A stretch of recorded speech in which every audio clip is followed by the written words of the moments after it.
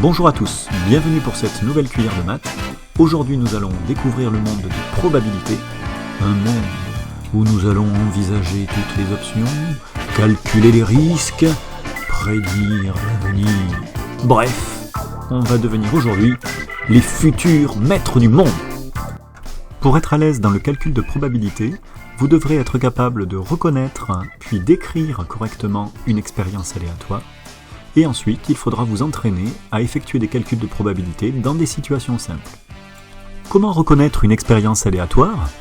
Eh bien, une expérience aléatoire est une expérience, une manipulation, un procédé qui dépend du hasard et dont le résultat peut changer si vous reproduisez cette expérience dans les mêmes conditions. Comme exemple d'expérience aléatoire typique, vous allez avoir le lancer de dés, le jeu de pile ou face, le tirage du loto, ou vous pouvez encore avoir l'illustration suivante, c'est-à-dire un candidat qui joue l'obtention de son diplôme en tournant une roue. Selon que le secteur qui va s'arrêter sur la flèche est refusé, raté, recalé, perdu ou bien reçu, le candidat obtient ou non son diplôme. Je précise que cette situation est complètement farfelue. Une fois que vous aurez reconnu qu'une expérience est une expérience aléatoire, il va falloir apprendre à la décrire. Décrire une expérience aléatoire va passer par une maîtrise d'un certain nombre de mots de vocabulaire. Le premier d'entre eux est l'univers. Qu'est-ce qu'on appelle l'univers d'une expérience aléatoire ? C'est tout simplement l'ensemble de ses résultats possibles. Par exemple, dans le cas d'un lancer de dés classique où on jette le dé et où on observe la face supérieure, l'univers va être composé de l'ensemble des résultats que l'on peut obtenir, à savoir 1, 2, 3, 4, 5 ou 6. Et on va apprendre assez rapidement à noter cet ensemble avec une notation mathématique composée d'accolades. Ces accolades permettent de dire que on retient tout l'ensemble de tous les éléments qui sont contenus entre les accolades. Le deuxième mot de vocabulaire qui est à connaître, c'est l'expression événement élémentaire ou son équivalent, le mot issue. Une issue, c'est un résultat exact, précis, élémentaire d'une expérience aléatoire. Dans le cadre d'un lancer de dés, une issue ce sera obtenir 1, c'est vraiment quelque chose de basique, un résultat unique, ou obtenir 2, obtenir 3, obtenir 4, obtenir 5, obtenir 6.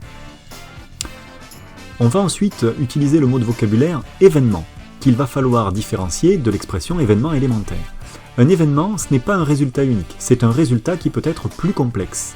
Il peut être unique évidemment, mais dans ce cas-là on l'appellera événement élémentaire ou issue. Pour vous donner une idée, on peut par exemple, dans le cadre toujours du lancer de dés, obtenir un nombre pair. Dans ce cas-là, le résultat obtenir un nombre pair peut être décrit à l'aide de l'issue 2, j'obtiens un 2, ou bien j'obtiens un 4, ou bien j'obtiens un 6. Je vais regrouper toutes ces issues dans un ensemble et noter, entre accolades, 2, 4 et 6. En plus des 3 dernières expressions qu'on vient de voir, il existe encore 2 expressions à connaître. La première concerne l'événement impossible. Il s'agit d'un résultat d'expérience qui ne peut pas se produire. Par exemple, dans le cadre d'un lancer de dés, on pourrait formuler l'événement « obtenir un nombre supérieur à 7 ». Dans la mesure où un dé est numéroté de 1 à 6, lorsque c'est un dé classique, cet événement ne peut pas se produire, et dans ce cas-là, on peut même aller un peu plus loin. On sait déjà que la probabilité de ce type de résultat va être égale à 0. Deuxième expression à rajouter, c'est l'expression événement certain. Dans ces cas-là, cela signifie que le résultat formulé se produit tout le temps. Par exemple, on pourrait formuler l'événement certain suivant, obtenir un nombre supérieur à 0. Puisque nous n'obtenons que des nombres compris entre 1 et 6, ils seront systématiquement, quels que soient les résultats, supérieurs à 0, donc cet événement se réalisera. Dans ces cas-là, la proportion de réalisation sera de 100%, donc la probabilité d'un événement certain est égale à 1. À présent que nous disposons de quelques expressions de vocabulaire pour décrire une expérience aléatoire et organiser notre pensée, nous allons évoquer le calcul de probabilité. Qu'est-ce qu'une probabilité ?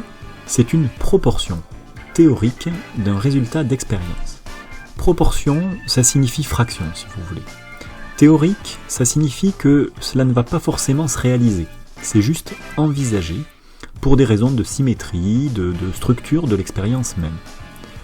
Concrètement, quand vous allez parler de probabilité, vous allez évaluer le nombre de chances de réalisation d'un événement par rapport à toutes les possibilités de réalisation de cet événement. Plus concrètement, si je vous donne deux exemples, premier exemple, vous jouez à un jeu de pile ou face et vous vous intéressez à la probabilité d'obtenir pile. Si votre pièce n'est pas truquée, vous avez une chance sur deux d'obtenir pile. On traduit donc la probabilité d'obtenir pile par la fraction 1/2. Notez également la façon d'écrire la probabilité. On va mettre un grand P pour dire probabilité et entre parenthèses, on va détailler l'événement entre guillemets. Et ensuite, bien sûr, on écrit une égalité et sa valeur. Deuxième exemple, vous jouez au lancer d'un dé et vous vous intéressez à la probabilité d'obtenir 4 ou 5. Pour obtenir 4 ou 5, vous avez deux chances, soit obtenir 4, soit obtenir 5, parmi 6 résultats possibles, 1, 2, 3, 4, 5, 6. La probabilité de l'événement obtenir 4 ou 5 est donc de 2 chances sur 6, que vous allez pouvoir écrire 2 sixièmes. Notez de nouveau la notation, le grand P pour probabilité, et à l'intérieur des parenthèses, on écrit l'événement. Dernière précision, une probabilité peut être écrite soit sous forme d'une fraction, soit sous la forme d'une écriture décimale. Mais dans ce cas-là, il faut que votre probabilité soit exacte. En général, on travaille avec des valeurs exactes en probabilité. Voilà pour ces premiers éléments de découverte du calcul de probabilité. Je vous dis à très bientôt pour une autre vidéo.